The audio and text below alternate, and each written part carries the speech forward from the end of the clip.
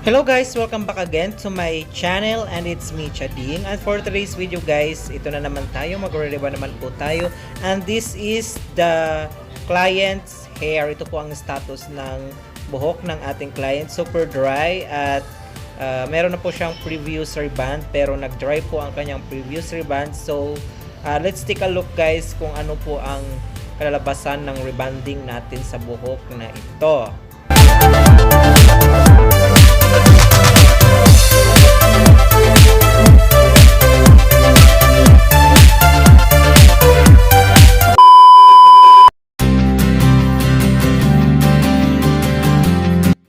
So ito na guys, mag-apply na po tayo ng rebanding cream number 1. Since na-reband na po ang kanyang buhok 1 year ago, so ang unahin po natin applyan yung bagong tubo niya, which is yung regrowth. So later po saka po natin ibababa ang rebanding cream number 1 doon sa rebanded part pag naluto na po yung regrowth para hindi po masunog or mag-dry yung previous reband niyang hair.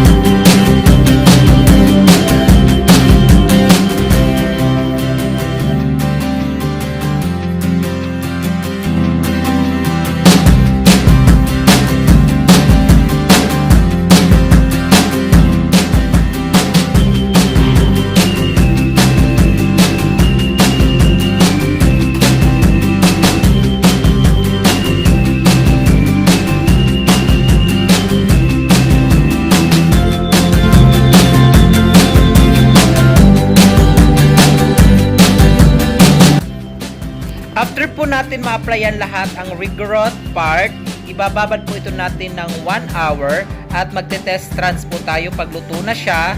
Ibababa naman po natin doon sa rebanded part, tapos ibababa din po natin ng ilang minuto. Kailangan din natin i-check ito ng time to time para hindi masunog ang buhok ng ating kliyente. At kung ito po ay luto na, ay babanlawan na din po natin.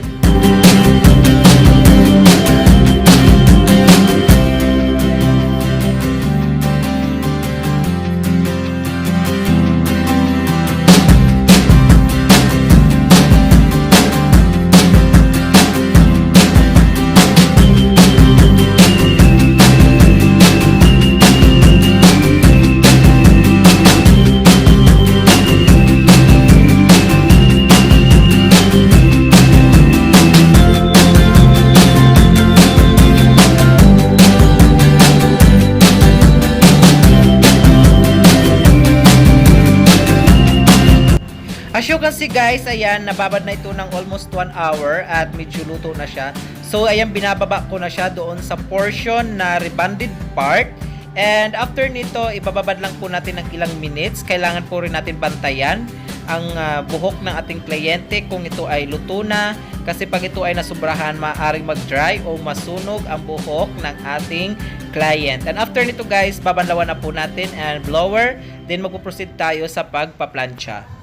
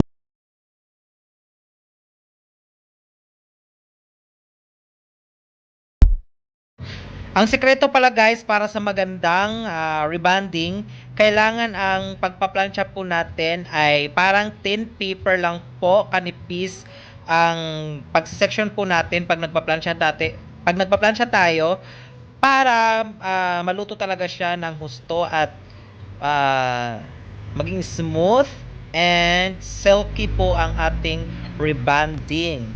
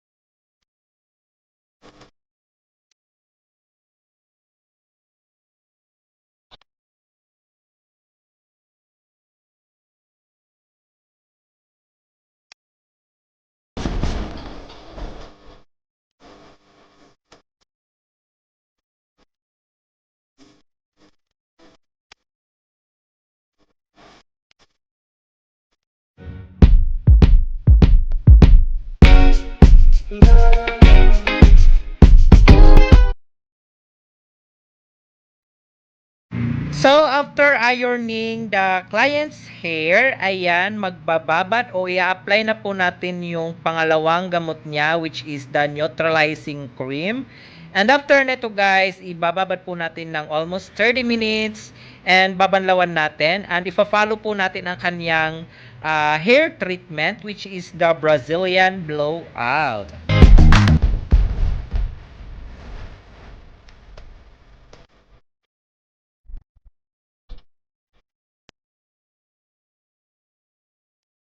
As much as possible guys, wag po nating titipirin ang buhok ng ating kliyente kasi pag tinipid po natin ang pag-apply ng gamot like this one ay maaring mapunta lang siya sa back job.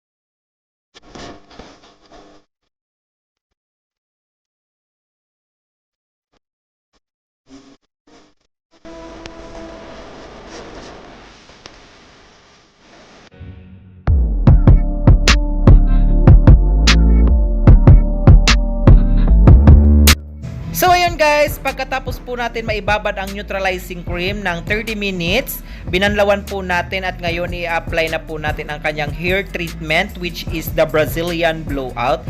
Then pagkatapos natin mag-apply, ibababad din po ito natin ng 30 to 45 minutes and iboblower po natin directly, hindi na po natin siya babanlawan dahil ang Brazilian blowout po hindi na po siya babanlawan.